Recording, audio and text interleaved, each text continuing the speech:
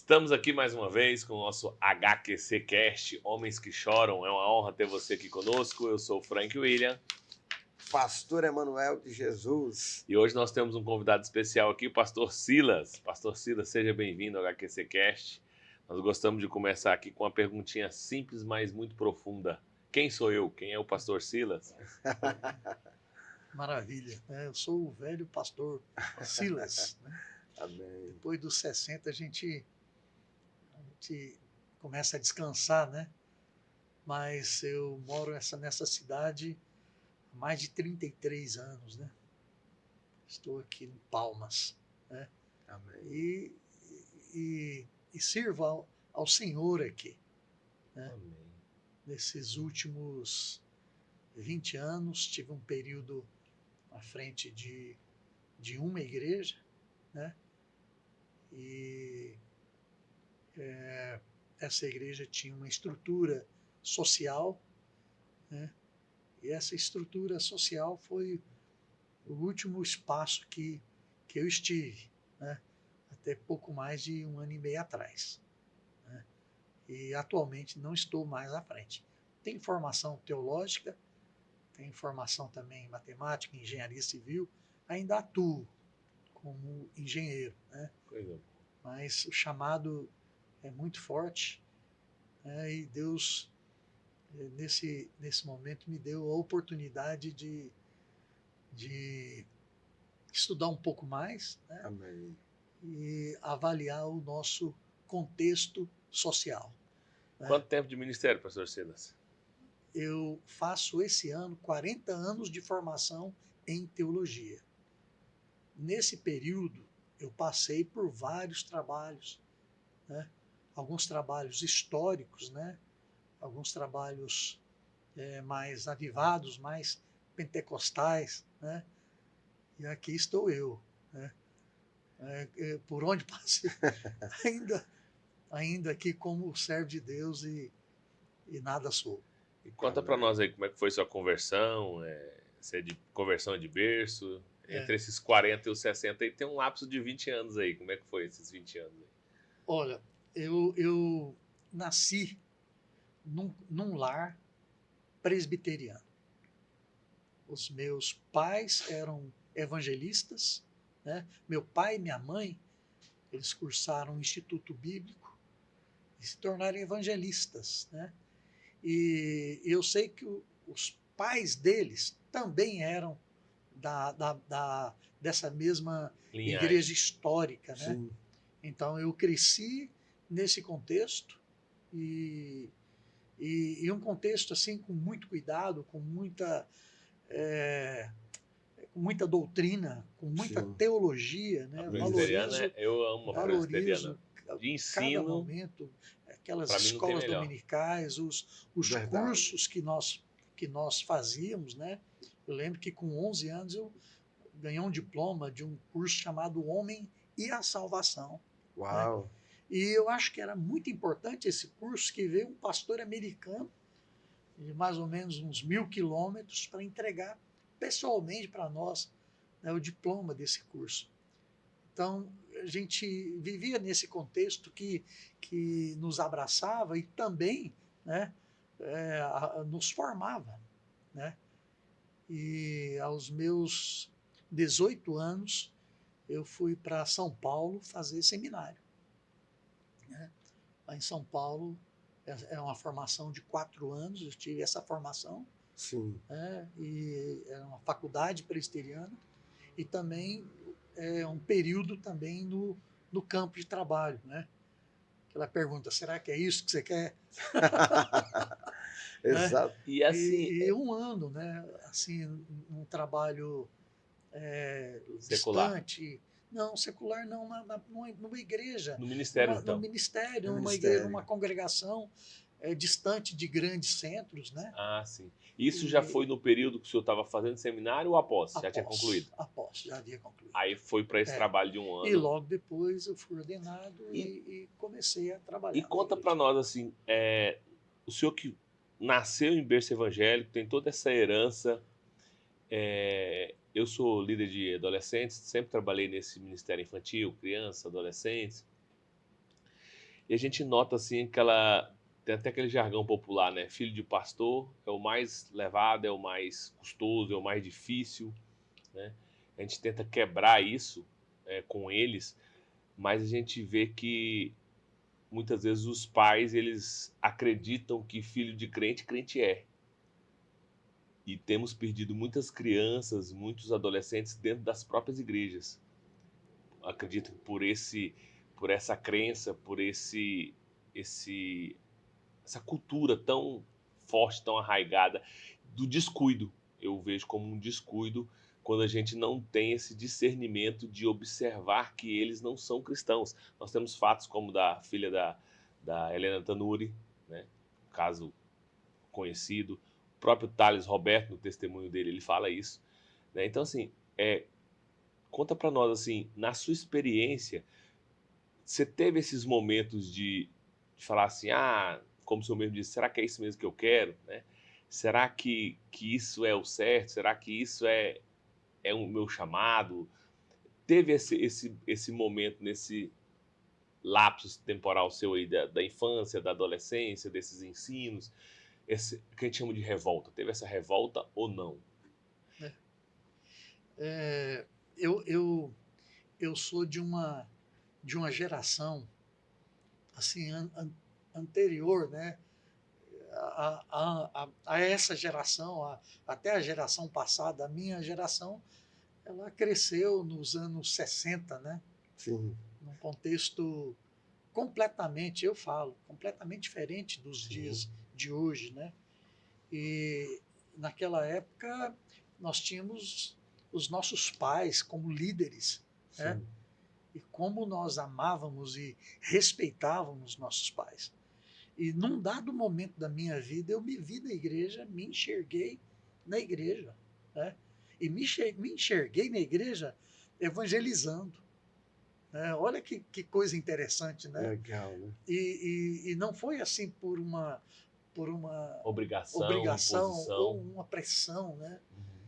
E quando eu me vi, me enxerguei, eu, eu assim, eu tinha, claro, as minhas dúvidas, né? O que você quer ser, né? O que é, né? Mas chegou um dado momento, eu tive uma proposta: você não quer conhecer o seminário, não quer?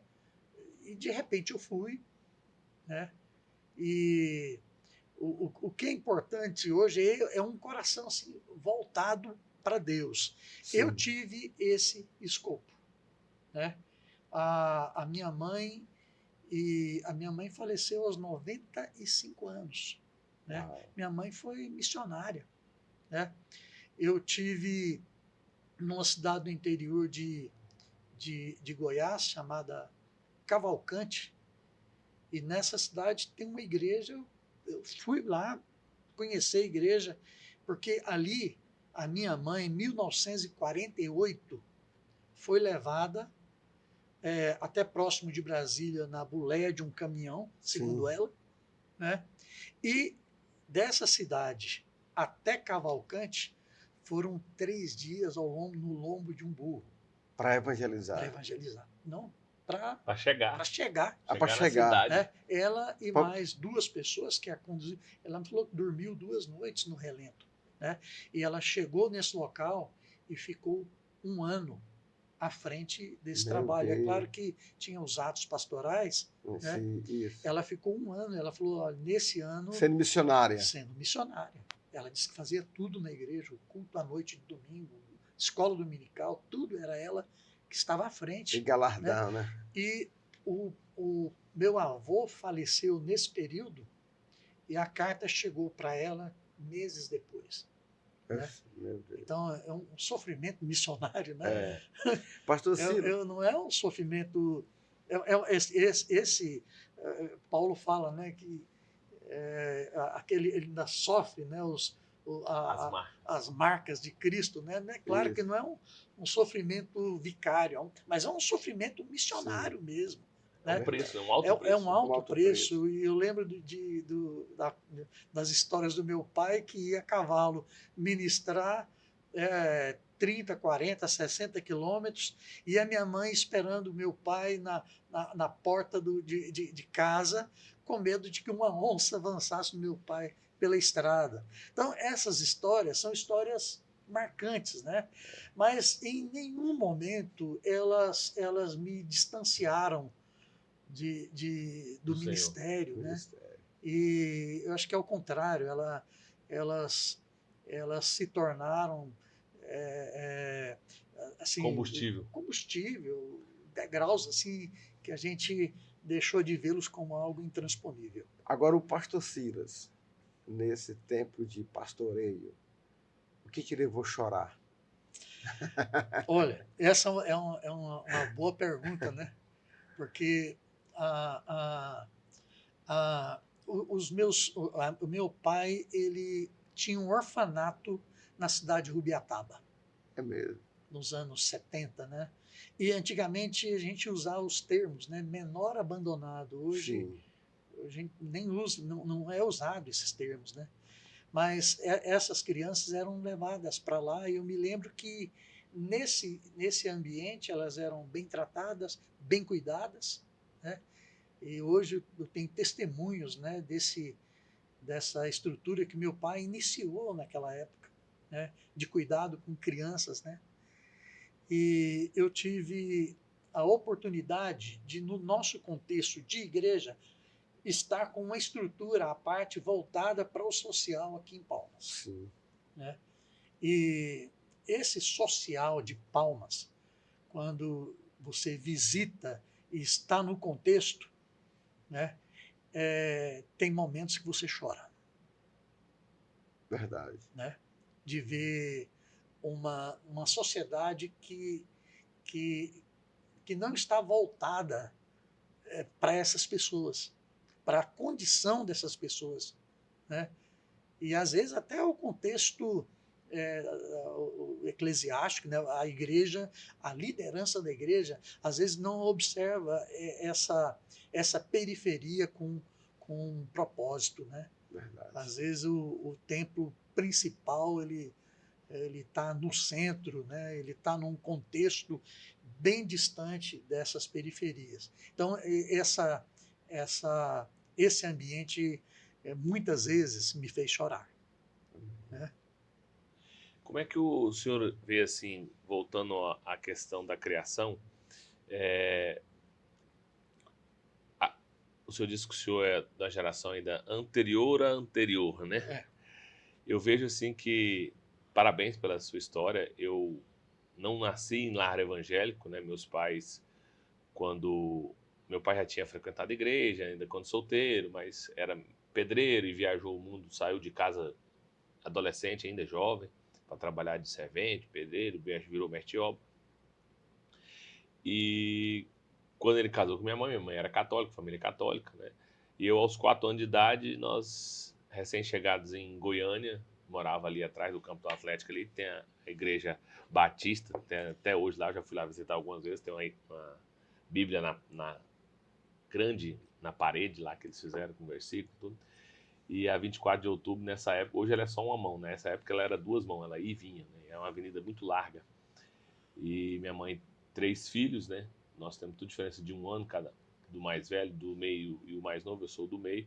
Ela com a mão pro mais velho, o mais novo no colo, e não sobrava a mão para mim, né? Eu desgarrei dela, atravessei a avenida e entrei dentro dessa igreja. Quando ela conseguiu atravessar tudo, que ela chegou lá, eu já estava lá brincando, tá? Ela afoita, eufórica assim, e puxando fôlego, e a irmã deu um copo com água com ela, com açúcar, ela foi acalmando, tal, convidaram eles para a igreja, e assim começou o retorno do meu pai, né? Aí ele resolveu, foi chamado para fazer o seminário, aí fez o seminário batista, aí precisou estagiar, daí ele saiu da presbiteriana, né? E foi para Batista, da Batista para a Fonte da Vida, e hoje eles voltaram para Batista, são pastor na Getsemane, e eu sou pastor lá na Beta.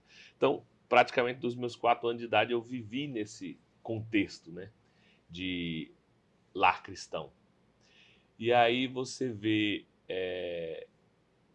como você mesmo disse, eu começava a me ver ali dentro sem uma questão de imposição, sem uma questão de obrigação, né? Eu creio que seja o chamado mesmo que Deus começa a colocar no nosso coração e o amor pelas vidas, né? Quando você começa a ver aquela necessidade, aquele povo perdido ali, você fala, não, eu tenho que fazer alguma coisa, eu tenho que ser algo, um instrumento de Deus para poder ajudar isso.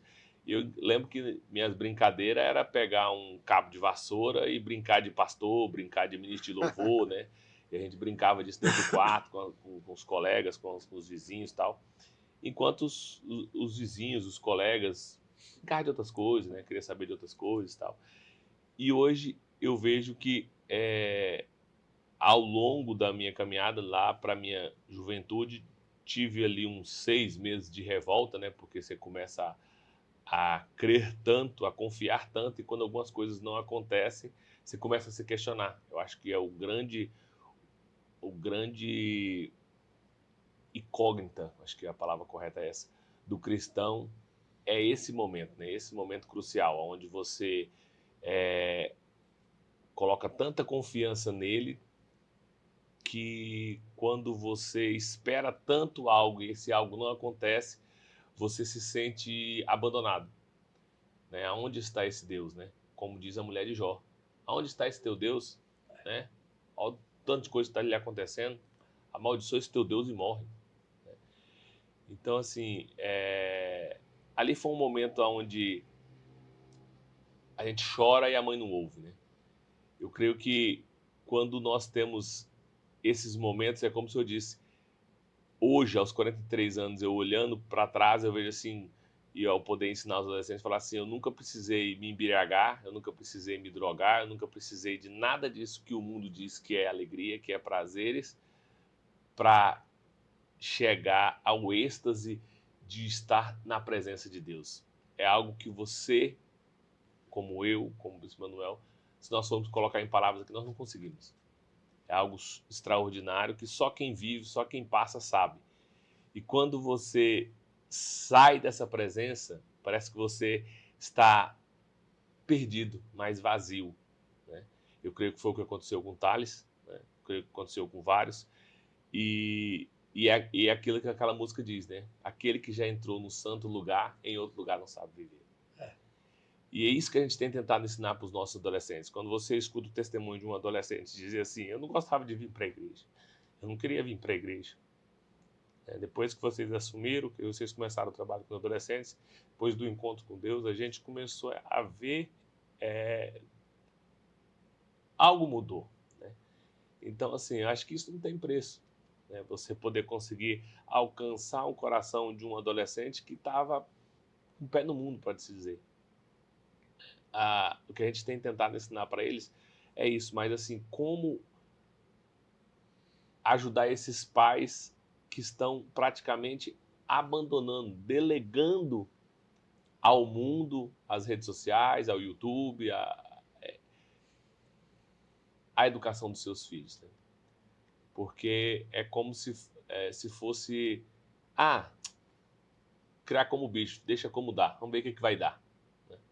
Eu tenho percebido muito isso em contato com esses adolescentes, com essas crianças, que os pais têm Deus tem colocado muito no meu coração esses últimos dias o que foi que Faraó disse para Moisés quando Moisés foi pedir para libertar o povo. Dê mais trabalho para esse povo, eles estão muito à toa, estão querendo sair para adorar a Deus, para ir louvar, porque não tem o que fazer. Tira os mantimentos, manda eles buscar as matérias-primas e eles vão produzir, vão trabalhar mais. E hoje nós estamos vendo isso na nossa realidade.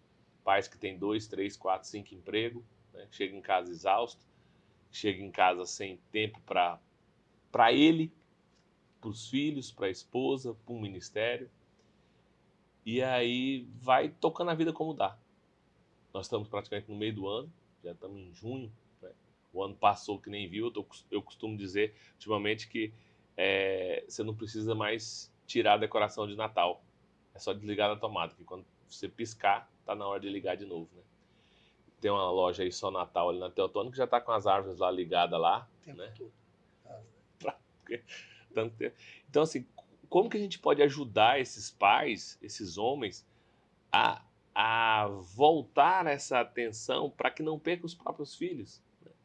para que a gente não perca essa geração, porque não sei se o senhor já percebeu isso, mas se você olhar hoje nas igrejas, em um contexto geral, global, não se tem juventude, não se tem jovens.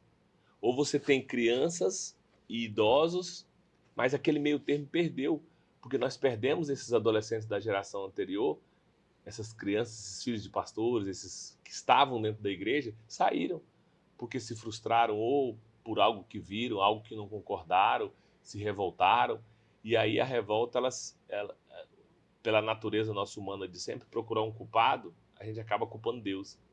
Ah, se Deus existe, por que essas coisas acontecem? Ah, se Deus... Então, como o senhor que tem toda essa herança, né, de família arraigada, criada no ministério, que pagou um preço, como o senhor disse aí da sua mãe, lá da própria vida, de receber a carta pós-morte, né? Então, assim, e hoje a gente não vê mais isso, né? Isso praticamente está acabando com a globalização, com a comunicação. A coisa acontece lá no Irã, você já está sabendo aqui, questão de minutos. Então, assim, acabou os missionários, acabaram-se os evangelistas, e dentro dos próprios lares, né, perdendo a própria família. E tem um versículo que me provoca muito, acho que a palavra correta é essa, não é um peso, que aquele que não cuida da sua própria casa, né, é pior do que o ímpio. E aí, como fazer? Na sua vivência, compartilha com a gente aí o que o senhor... Eu estava ouvindo a sua fala e lembrei de igrejas históricas, né, que na Europa, no próprio Estados Unidos, né, só tem idosos. Né? E quando você fala assim, idosos, é porque não perdeu só essa geração do meio, aquela geração, dessa geração também não está, né, com o coração assim voltado para Deus, né? E eu poderia falar aqui inúmeros fatores, né, Por favor. para chegar a isso, né? E às vezes são coisas que são contundentes para nós cristãos, né? Porque o problema nosso, algo assim que a gente chama na engenharia de algo estrutural, meu amigo, tem que trazer uma picareta, sei lá, e jogar uma bomba para destruir algo que é estrutural, né? E eu acho que tem algumas coisas, né, no próprio contexto da igreja que é estrutural, né, que precisa ser demolido, né? Ou então precisa uma frente que ao longo de um tempo, né, que você está fazendo cuidado com as crianças, né? Criança, eu lembro de um livro, Criança é Assunto de Gente Séria. De gente séria. Né? E a base está ali. Né? E durante um bom tempo, essa base ela foi desumanizada, né? E não era um foco talvez principal, né? E de ensino, né? de orientação. Eu acho que isso foi um grande fator. Né? Eu valorizo muito a escola dominical, né?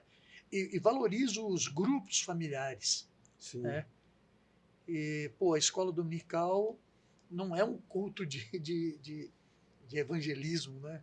É um culto de conhecimento, de palavra, de ensino da palavra. Né?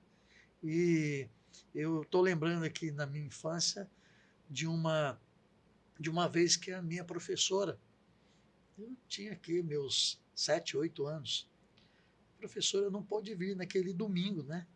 E aí substituíram essa professora, e essa nova professora chegou lá e falou: hoje eu vou contar a história de Davi. E eu, aquele moleque, filho de líderes da igreja, né? falei assim, não quero ouvir essa. Eu falei, mas como não quer ouvir? Não, todos vão ouvir. Não, essa eu já conheço. E eu coloquei A mão no ouvido. mão no ouvido, né? E a professora inteligente, né, contou a história e depois chegou com meu pai e falou, olha, o Silas não quis ouvir e fez algo feio, né? Botou a mão nos ouvidos enquanto eu falava, né? E esse dia a gente conheceu, né, a dureza da mão, né? A peia. Que naquele contexto assim foi algo assim que me deixou lembrando e pensativo, né? De como a gente a postura, como a minha postura foi ridícula, Sei. né? E eu como líder no meio deles assim, que eu era uma criança também à frente, né? Eu estimulei outros a fazerem isso, né? Sim, Então nós temos essa geração hoje incontida. verdade. Nós temos essa geração e a hora que você olha uma criança, não tem como você não ver o pai ou a mãe, você não tem como ver o gestor, você não pode anular essa pessoa. Naquela época eu fui denunciado, né? Mas hoje, até mais do que isso, você precisa conhecer os pais, né? E de repente não tem pai, né? A gente estava falando aí da mulher samaritana, né? Isso. Com 5 maridos, né? Eu vou aqui postular aqui algumas coisas. Eu acho que ela tinha 1 ou 2 filhos de cada marido desse. Ela está buscando água ali para quem? Só para ela? Não. A É, água é manutenção de vida, né? Então eu exatamente. acredito que hoje tem uns contextos aí de mães, né, sem esposo, ou que já teve, não tem, né? E que cuida de 6, 7. Eu conheci uma mãe que estava tendo o 9º filho com 36 anos. Meu Deus. Né? Então, é difícil você entender. Essa mãe, ela trabalhava, né?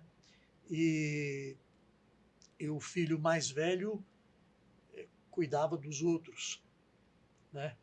Então, é uma coisa assim difícil de você entender também o que essa geração tem aprendido. Pastor, Né? Pastor Silas, nesse mesmo tema aí, essa mesma temática, que isso é uma violência já, né? De certa forma. O senhor escreveu esse livro, o senhor terminou o mestrado agora, né? Sim, E escreveu esse livro, Violência contra a Mulher. isso. E eu estava dando assim, uma lida bem rápida nesse livro, me chamou a atenção um capítulo, assim, o início de um capítulo. E eu queria lhe perguntar, assim, qual o grau de violência que o senhor já cuidou, já presenciou, já mentoreou, já ajudou uma mulher, uma família? E qual a sua experiência como pastor? Porque a violência também acontece dentro das igrejas. Sim. Homens, mulheres que são evangélicas, cujos maridos não são, inclusive maridos crentes, É. que não estão na igreja, mas não têm o temor de Deus e provoca a violência contra a esposa, contra a família. Nos conte um pouco sobre essa violência. Olha, eu voltei para a escola, né, para a academia, depois dos 60. Né? Não é normal, né, alguém dessa idade retornar e você não retorna com a mente fechada. Você tem que retornar e entender algumas coisas. E a ciência, né? Sim. Né? A situação do Brasil, ela clama aos céus. Né? Sim. Com a violência contra a mulher. Né? E se você ligar algum tipo de rede de noticiários aí, você vai ver que diariamente você ouve, não é uma programação feita, ó, hoje eu vou falar sobre o que acontece, não, é diário, né? O feminicídio no Brasil, ele é crescente, né? O homicídio está decrescente, Sim. né? Mas o feminicídio é crescente ao longo de estudos aí desses 30, 40, 50 anos. É histórico isso e é estrutural isso no Brasil. O Brasil, num ranking de 89 países, é o quarto em violência doméstica contra a mulher, né? Então, é uma sociedade, é um termo rude, né? Uma sociedade extremamente machista, Sim. né? E esse livro, ao longo de 2 anos, nós estudando e desenvolvendo esse tema, que foi um tema que eu escolhi, que não é um tema comum, né? O mestrado em teologia que eu fiz é chamado mestrado profissional. Eu tenho que desenvolver alguma coisa útil para a sociedade. E esse é o tema, né? Quando eu compartilho isso aí, é muito profundo, até eu entender que isso foi também um chamado de Deus, Sim. né? Porque clama aos céus, até no contexto religioso, né? Até no contexto da igreja cristã, né? Nós temos algo estrutural, né? Do homem agir como dono da verdade, né? Sim. E descarregar sobre a mulher toda, todos os seus problemas, né? Todas as suas dificuldades, até as suas os seus erros, os seus problemas, as suas dúvidas, os seus problemas existenciais, ele vai descarregar em alguém próximo.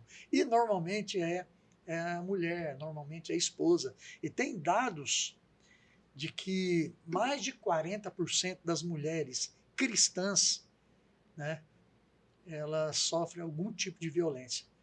A Lei Maria da Penha, ela abre um espaço, né, para tipos de violência, né, moral, né, sexual, psicológica, sobre as finanças, né? Ela trabalha 5 tipos de violência e a gente estudando, a gente vê que esses 5, de repente, não abrange outros tipos de violência, né? A violência contra a mulher grávida, como é que eu posso dizer isso? A violência contra 2 pessoas, né? Sim. A violência contra uma mulher que é deficiente, né? O tipo de diálogo que eu tenho com uma pessoa que não consegue fazer tudo que uma pessoa comum faz, né? Isso, por assim exatamente. dizer, né?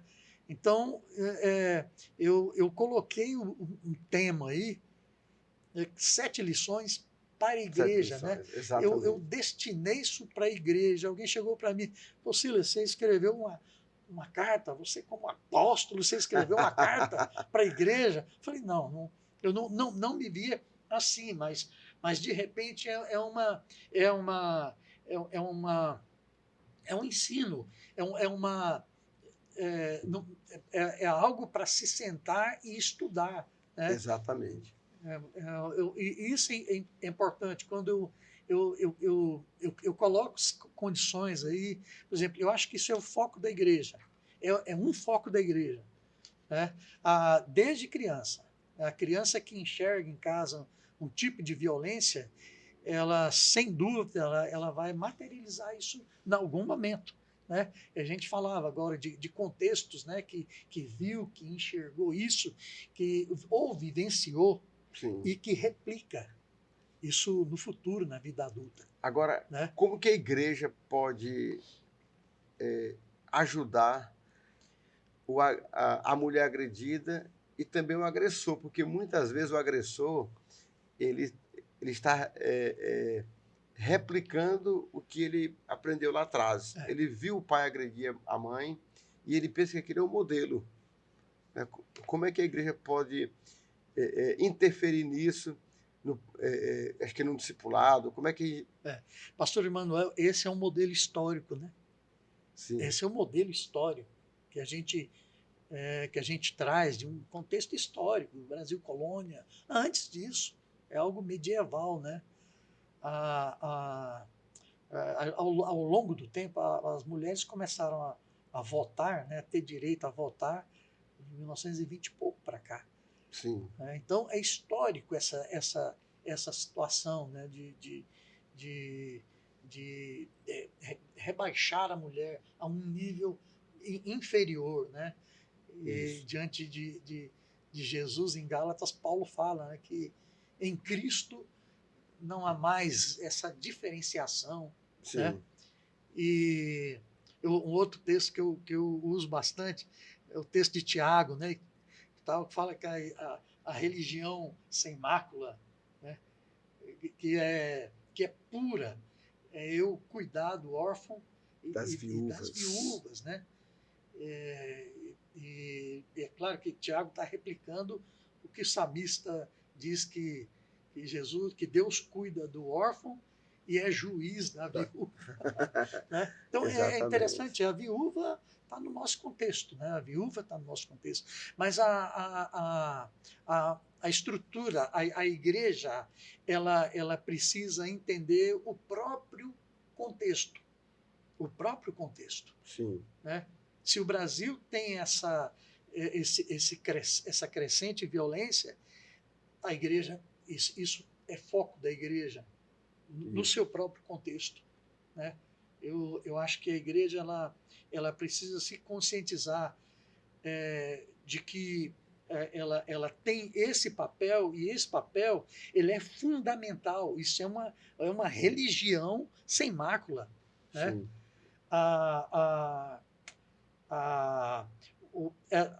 A mulher vítima da violência, ela procura a igreja, ela procura a ajuda, né? E quando ela procura ajuda, a igreja tem que olhar a vítima e o agressor, né? E participar daquilo ali e ver o que está acontecendo, o que precisa ser feito, né? E fazer denúncia, se for o caso, né?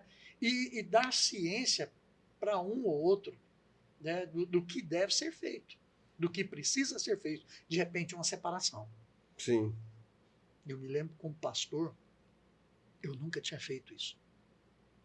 Chegava alguém assim, a gente aconselhava para que retornasse e tal, e aquilo ali, às vezes, era sofrido para a mulher. Por quantas vezes eu fiz isso? Né? E hoje, a gente estudando bem isso, a gente percebe que isso é algo cíclico. Né? De repente, acontece uma situação aqui de uma agressão e há um arrependimento, mas se não há um tratamento, isso é cíclico. Exato. Né? Um tempo depois, retorna àquela mesma condição. E geralmente, né? A agressão é sempre maior do que a então, anterior. Né? Você imagina aí o papel da igreja nesse momento, né? Que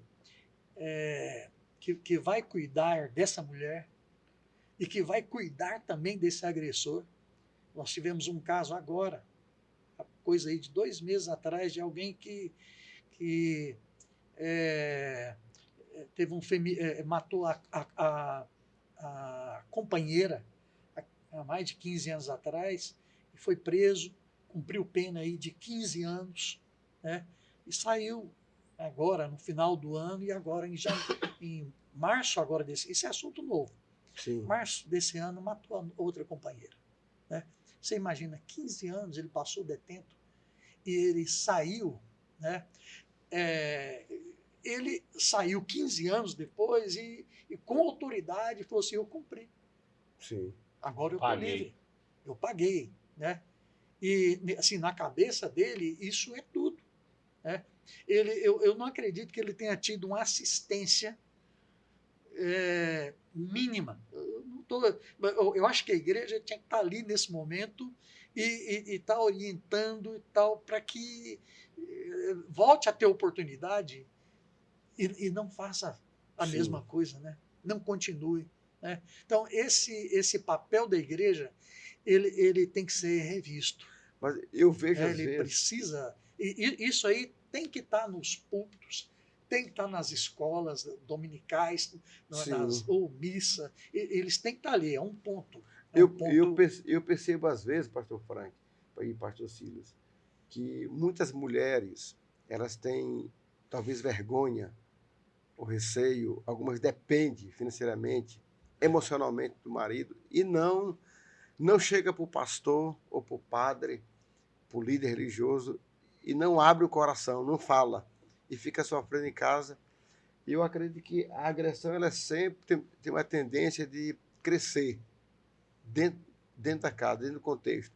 A pessoa deu um tapa hoje na mulher, amanhã dá dois, depois dá três. Como é que o líder religioso pode detectar essa situação para tentar ajudar os dois? Que pergunta, hein? Não é verdade, pastor Frank? É isso aí. Você sabe que eu tenho alguns dados, né, de estatísticas, né, de que a mulher ela procura a igreja. O homem não, mas a mulher ela procura a igreja Sim, e se abre, né? Então, eu estou dizendo que esse é um segundo momento. De repente, o pastor visitando, ele já percebe. Ele sim, já percebe aquela situação, aquela condição, né? E os nossos, a nossa mensagem, ela está numa visita, ela nasce ali da necessidade do contexto que a gente vive, né? isso. Então, no estudo que na minha pesquisa a mulher ela se dá a entender. Mesmo assim, mais de 40% das mulheres não se abrem. Para essas mulheres, aí é minha modo de pensar, né? Para essas mulheres, o que elas vão dizer não vai ter crédito em Entendi. alguém que está ouvindo. E se a gente alterasse o ouvinte? Porque muitas vezes na igreja é o pastor, né? É, Às vezes tem a falta da pastora ou da líder, é. que é uma outra mulher, para poder estar ouvindo essas mulheres, né? E pastor, você colocou uma situação aí muito interessante, né? Eu, eu, eu valorizo muito a pastora, né? Sim, Algumas igrejas históricas, mulher não pode Ter voz. pregar num púlpito, não pode falar a homens, né? Mas é interessante mais quando a mulher ela vai enxergar isso bem, né? Ela vai entender isso bem. E esse é um ombro amigo, né? Que vai conduzir de repente essa situação, né? Ou e conduzir assim com o leque aberto, né?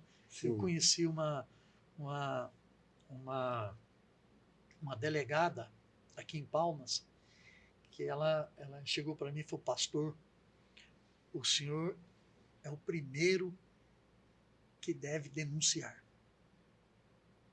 o crime de violência, né? sim. Como foi duro eu ouvir isso, né?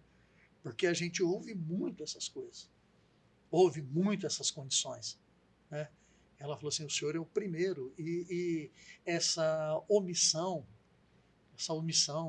né? No meu caso ali naquele momento, era a minha omissão e era a omissão da igreja, Sim. né? Que às vezes sabe, né? E além de não ajudar, não, não intervir, né? A gente criva naquela condição, né? De briga de homem e mulher, não se mete a colher, como é um ditado que traz problema, né? Para um contexto de igreja, principalmente, né? A gente não precisa crer dessa forma, né? Verdade. A gente precisa estar ali e estar junto e participar, né? E quando você pega esses índices, né, de 40% da mulher que não quer falar, não quer dizer, né, não tem medo de dizer, aquela condição que você falou, não, eu estou junto porque eu dependo financeiramente, né? Pô, é muito duro isso, né? É voltar para um período medieval. Medieval, concordo. E eu vejo hoje alguns contextos, né, de mulheres, né? Tem muitas feministas americanas e europeias, né? Algumas americanas, eu leio alguma coisa sobre pastoras, né, que orientam as mulheres na igreja a estudarem, a terem formação, né? E não é formação técnica simples, não, é ter mestrado e ter doutorado e poder argumentar, ter argumento, voz. ter voz, né? E ter voz com palavra científica, né? Com palavras embasamento, que lê uma lei, que estuda uma lei, que orienta, né? E quando você falou aí de pastora, isso aí abriu um leque aqui para mim, né? Da importância dessa mulher à frente, né? Essa mulher, infelizmente, com o esse conceito olhar de submissão é muito distorcido na sociedade, né? A mulher submissa é isso, né? Ela ser um auxiliar, uma ajudadora, né? E não uma escrava. Quando a gente vê ela como uma auxiliadora, como um ombro amigo, eu acho que tudo fica mais fácil. No ministério é comum, é do conhecimento público e notório, isso que eu vou falar aqui, de vários casos de líderes religiosos, independente de patente, independente de ordenação, se é pastor, se é bispo, se é apóstolo, se é somente um líder, se é um diácono, se é um obreiro, abuso contra crianças, contra adolescentes. E por ser advogado e ter conhecimento técnico, jurídico, científico e crescer dentro da igreja, né, eu sempre tive aquele pedido para Deus de achar uma auxiliadora mesmo que quisesse o mesmo ministério que eu. Hoje eu e minha esposa, nós somos os líderes do Ministério Infantil. Não sou eu o líder e ela é a co-líder. Não, nós somos os líderes do Ministério Infantil. Por quê? Porque ali existem meninas e meninos. Eu não posso pegar e falar com a menina que depois um pai ou um estranho ou um outro tá lá abusando das meninas da igreja, entende? Então assim, a gente evita qualquer tipo de contato físico, algum tipo assim. Não, é com a tia Pri. Vai falar com a tia Pri, entendeu? Por quê? Exatamente para evitar esse tipo de pré-julgamento, esse olhar maldoso que o ser humano tem. Do mal, né? Fugir da aparência do mal. Então eu creio que quando a gente consegue conciliar esse time, né? Eu e minha esposa, a gente costuma dizer que nós somos um time, né? Nós não estamos concorrendo e nem disputando um com o outro. Nós somos um time. O que eu posso fazer, eu faço. O que eu não posso fazer, ela faz. O que nós podemos fazer. Então, eu acredito que o trabalho ele começa a ser mais leve para ambos, né? E o alcance e o cuidado mais amplo. Sim. Porque existem coisas de meninos que a mulher ela vai se sentir acanhada de falar com o menino sobre masturbação, sobre qualquer outra coisa. Da mesma forma, como é que eu vou falar com a menina sobre menstruação, sobre, né, orgasmo, sobre... Então, são assuntos da esfera feminina que muitas vezes você não entende. Você pode ter o conhecimento científico, técnico ali, que você estudou, que você se aprofundou, mas não é a mesma coisa de você viver na pele essa emoção. Eu gosto muito de usar essa expressão. Porque eu uso muito ela como Jesus, né? Não tem nada que você possa passar aqui na Terra, eu falo para os adolescentes, que Jesus não tenha experimentado. Ele viveu na pele essa emoção. Ele sabe o que é passar fome, ele sabe o que é ser traído, ele sabe o que é confiar numa pessoa e ser cuspido, ele sabe o que é ser negado por aquele que dizia que ia morrer com você se preciso fosse.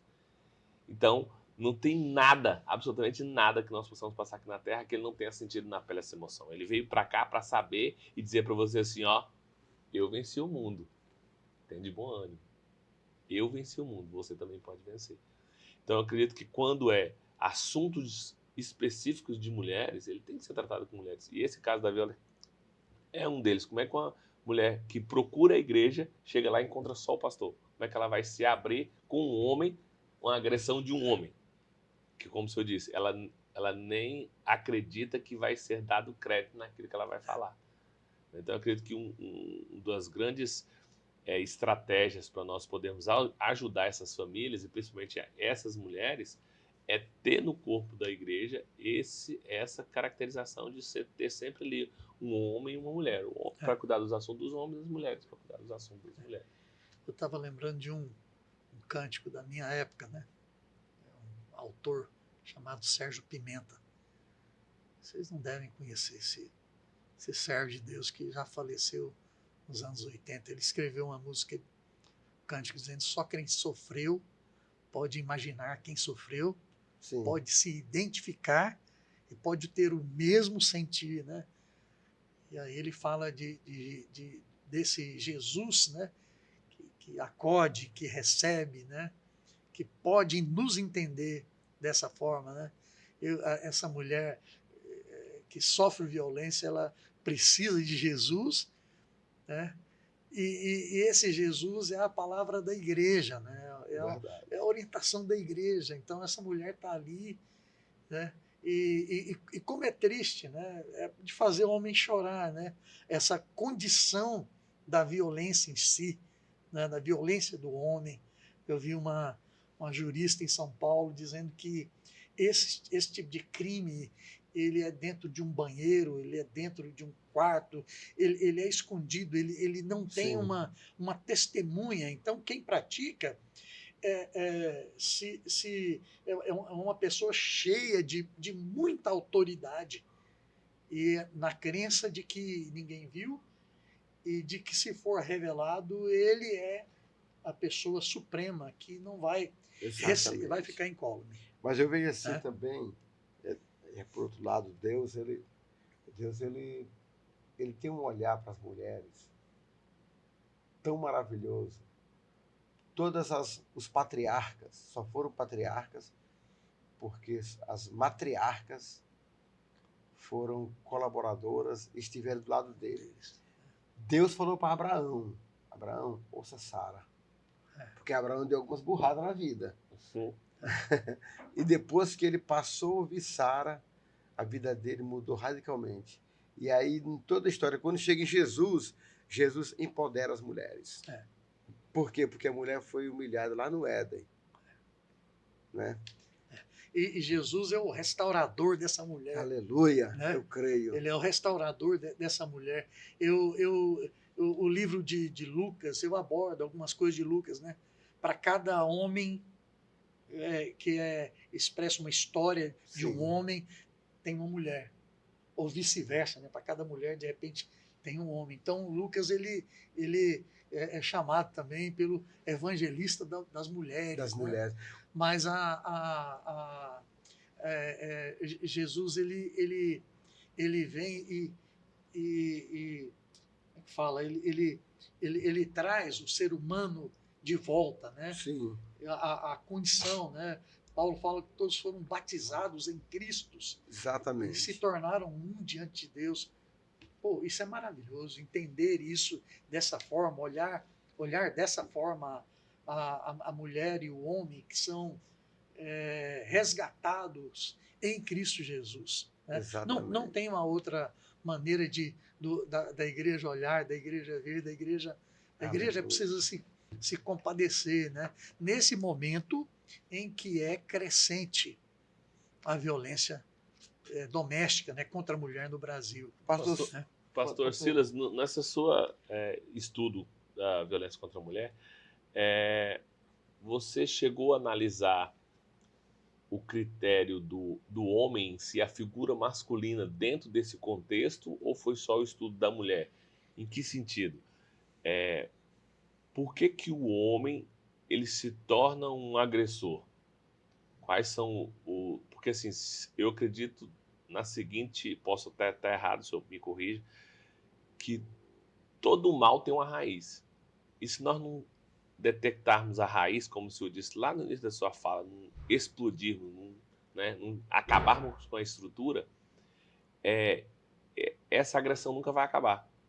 Então, assim, foi feito também nesse sentido de olhar para o homem no perfil de agressor, as suas origens, as suas mazelas, as suas consequências, como a origem, a fonte dessa agressividade, ou não? Foi só mesmo visto na questão da mulher? Olha, E como que o senhor algo, vê uma forma da gente poder estar ajudando esses homens? como é que eu posso dizer isso para ti aqui? Porque tem históricos, né, que a gente aborda, tem históricos aí dos pais da igreja. Sim. Né? Estou falando aí de Agostinho. Agostinho é chamado de patrícios, né? Daqueles que criaram o norte da doutrina que a gente vive hoje. Né? Exato. Lutero, contexto de Lutero. Né?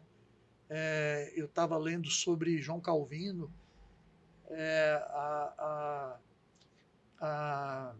nesse contexto, a mulher não era dada nem a palavra. Sim. Né? Não tinha voz. A mulher de Calvino começou um hospital, uma estrutura de. Não era hospital, era de atendimento, mas que hoje se tornou uma grande estrutura. Né? E nós não sabemos disso porque de repente começou com uma mulher. Né? Então, não era dado esse tipo de crédito à mulher. Então, isso que você está me dizendo, do que a gente vive hoje, é algo estrutural. É algo estrutural. É claro que eu acho que a tendência da própria administração pública, eu não quero dizer que morre no trânsito ou morre não sei o que e tal, mas o nosso contexto ele é todo desorganizado, ele é desorganizado. Nós temos uma guerra civil no Rio de Janeiro da qual nós não falamos. Né? Então, eu não posso justificar isso com a violência e colocar isso no meio. Né? A violência feminina é algo que está arraigada em nós. Aqui eu trabalho na área de engenharia e eu sei que a mulher que assenta um piso, ela faz isso bem melhor do que o homem. Eu prefiro contratar uma mulher para assentar o piso, fazer revestimento, né? do que um homem. Né? Você vai fazer o embolso, emmassamento de parede, é melhor. Ela é mais detalhista, né? O homem é grosseiro. Então, isso está acontecendo diante dos meus olhos. Essas coisas estão acontecendo e eu não vou deixar de contratar um excelente profissional e fazer essa variação com sexo. Não vou. Eu prefiro excelente profissional e eu sei que essa mulher está se achegando, né? Mas ainda continua essa ideia antiga, essa ideia estrutural, né? No próprio contexto brasileiro. Né? Se você for em outros países, né? Você vai ver uma estrutura completamente diferente. Né? Eu estou dizendo completamente diferente. Eu perguntei a alguém como é que é aqui, essa situação de convivência do ser humano, homem e mulher, como é que é isso? Alguém falou assim, olha, se um homem grita com a mulher, eu estou aqui, sentado numa mesa num restaurante, se alguém grita com a mulher ali, alguém aqui vai denunciar e a polícia vem aqui e pega ele na hora. Ou vice-versa. Se ela gritar com ele. Né? Ou seja, isso está na cabeça daquele povo, né? Daquele contexto ali. Né? E no Brasil não tem esse olhar. Esse olhar ainda. Nós não temos isso. As leis são extremamente rígidas. Eu acho que a rigidez da lei ela é necessária. Ela é necessária. Eu queria que a lei também viesse com instrução. Sim. Né? Aquele que a gente estava falando, o camarada que ficou 15 anos preso e não aprendeu. Exatamente. Né? Então, a gente está distante de uma realidade que a gente quer, mas a gente está em posição de defesa. eu acho que isso já é um percurso, né? A igreja precisa somar nesse ambiente de defesa dessa mulher e participar, né? Eu quero saber. Eu, eu, eu li algo sobre a lei. Eu estou falando Lei Maria da Penha porque ela é conhecida Sim. dessa forma, né? Mas existem falhas, mas é o que de melhor nós temos. Mas Né? eu Se digo você assim, no... mostrar essa lei fora, eles vão dizer, não, isso aqui é fraco, Sim. isso aqui é assim, e tal, mas essa lei, o cumprimento dessa lei, né? Eu vi uma notícia ontem, né? Dizendo que 16 estados do Brasil, né? Não falaram Tocantins, eu dei um glória a Deus, né? Mas há 16 estados brasileiros não cumpriram a lei de proteção de uma mulher quando ela denunciou. Essa lei de proteção ela tem que ser imediata. Né? Eu não posso demorar 1, 2, 3 dias. Pois é, esses estados eles demoraram a fazer essa proteção, demoraram 1, 2 meses. Então, o cumprimento da lei ele precisa ser também verificado. Né? Então, nesse aspecto, nós como autoridades, e a igreja como autoridade, precisa também cobrar isso, né? Isso. Porque é nesse período que acontece as piores coisas. Eu vi um levantamento, diz que em São Paulo o crime ele se tornou com mais violência, com mais requinte de crueldade. Eu falei, meu Deus do céu, então não é um crime com, né? Com requinte. Com requinte, né? Sim. Outro dado aí, da semana passada, dos metrôs, né? Das estruturas públicas, né? Diz que a mulher, quando entra num serviço público de transporte, ela já tem um estigma. Né? Será que hoje alguém vai tocar em mim? Né? Sim. E ela sai com esse estigma, porque ela vai entrar ali e se alguém tocar nela de alguma forma, e eles vão com a coxa, tocar, sim. E quando ela grita, todo mundo olha para ela, louca. O cara fala, eu não fiz nada, eu não fiz nada. Mas ela é naturalmente observada como uma mulher. Verdade. Né, eu digo assim, pastor Silas, na questão do homem, de como, olhando para ele como vítima agora, para o senhor entender o contexto que eu estou dizendo. Todo agressor, pode ser que eu esteja errada, ele tem uma origem, ou ele foi agredido na infância, ou ele viveu episódios de agressividade e ele está repetindo aquele padrão. Né? Como que nós podemos ajudar esse homem, esse agressor, a ele se despir dessa armadura, entendeu? Dele se identificar como um agressor, porque muitas vezes é algo impulsivo, instintivo, que vai além do controle do domínio próprio, do emocional ali, às vias de fato de chegar a uma agressão. Então, assim, é nesse sentido que eu gostaria de saber o ponto de vista do senhor, se o senhor chegou a analisar alguma coisa, como a gente pode ajudar esses homens a... Eu li um livro, depois eu posso trazer essa literatura para... Esse livro ele fala que nós temos que fazer um pré-natal antes do casamento. Sim. Né? Engraçado, algumas igrejas fazem isso, né?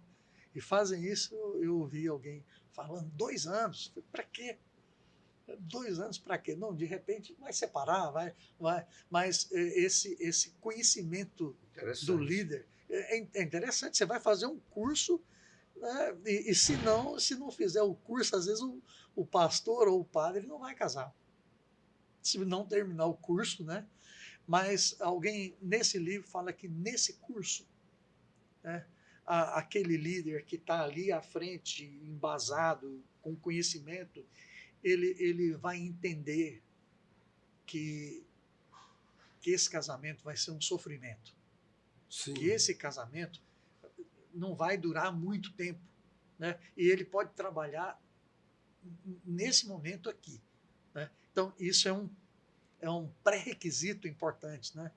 Exatamente. E a outra questão é abordar essa condição para um filho, para uma criança, né? Exatamente. Aquele conhecimento, isso aqui é um problema no nosso país, isso aqui é uma situação no nosso país, e há a situação de libertação ali naquele momento. Pastor Silas. Naquela hora ali, de repente há uma criança que vai chegar ali e que precisa de uma palavra ali, precisa desse. É uma própria libertação naquele contexto ali para aquela criança. Verdade. Que vai chegar em casa com um olhar diferente, né? Eu sei de crianças que interviram na vida dos pais, né? Em momentos difíceis, que puderam intervir com palavra, né? E esse pai e essa mãe, nesse momento, choraram aos pés dessa criança. Tem história assim Conheço. que a criança trouxe à luz, né? E Deus usa todos nós na nossa condição, no nosso espaço, onde a gente estiver, Deus usa dessa forma e traz, Amém. traz a luz a vida, ao relacionamento. Eu não sei se eu lhe respondi. Amém. Mas eu acho importante esse pré-natal aí, a preocupação do pastor ali que está à frente, né? É uma responsabilidade muito grande do servo de Deus. Pastor Silas, se alguém quiser ter acesso a esse livro, como é que faz? Olha, esse livro ele já vai estar nas livrarias. A gente lá no shopping, a gente vai ter eu acredito que desse próximo sábado a 8, ou é dessa sexta a 8, nós vamos ter o lançamento lá. Ah, tá. Né? E lá é um contexto mais aberto, né? Sim. E vamos ter um lançamento também aqui na livraria evangélica. Só que as datas ainda não estão... Lá no Mundo Gospel. Né, não estão muito certinhas, porque a gente queria um grupo de pastores, né? E esses pastores, sexta, sábado, domingo, estão trabalhando e muito, né? Alguém falou, mas e segunda-feira, né? Folga do meu amigo. Segunda-feira é folga. Né? Você vai... Né? Mas a gente vai ver um dia. Amém. Assim, importante, né? E esses dados meus, ele aborda algumas coisas aqui do nosso contexto. Sim. Mas ficou em São Paulo já para venda, ficou em Curitiba para venda. Exatamente. Né? E às vezes eu tenho, depois da live de lançamento, tem pessoas que têm me ligado, tem amigos meus de infância, de onde eu nasci, que viram e me pediram o livro. Uau, que bênção. Pastor Silas, eu queria que você deixasse uma palavra para os nossos netos espectadores, a palavra de esperança, amém? E depois orasse por nós. Amém. Amém. Amém. Assim, eu estudei alguma coisa de Maria, né? Importante, né? Numa reflexão de mulher, né? Assim, guerreira, né? Sim. De mulher que toma decisão, né? E essa mulher, ela enfrentou um homem mau, né? Que queria acabar com seu filho, né? E acabou com um monte de filhos de outros, né? Sim. Herodes não pensou duas vezes quando soube de uma liderança que pudesse ser acima dele, né? E essa mulher, ela pegou seu filho e foi para o Egito. E é claro que José, o seu esposo, estava ali, né?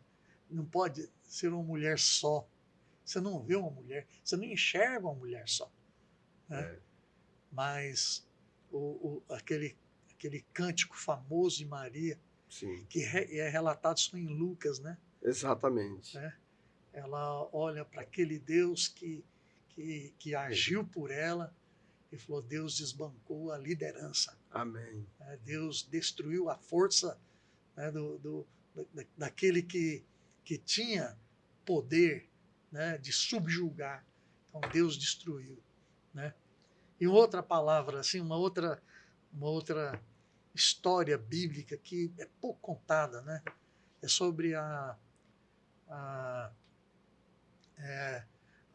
o escritor aos Hebreus, ele coloca essa mulher lá na galeria, né? E Raabe. a prostituta, o termo, o nome está lá, né? Não é só Raabe, está lá escrito Raabe, a prostituta, né?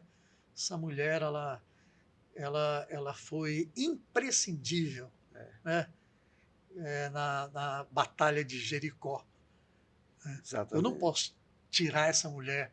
E Do essa contexto. mulher não era da linhagem, Mas entrou na linhagem. entrou na linhagem. Então Exatamente. Deus é o Deus que restaura. Então não tem nenhuma situação, nenhuma condição humana hoje, né, que não possa ser restaurada por Amém. esse Deus Aleluia. que ama o ser humano, né?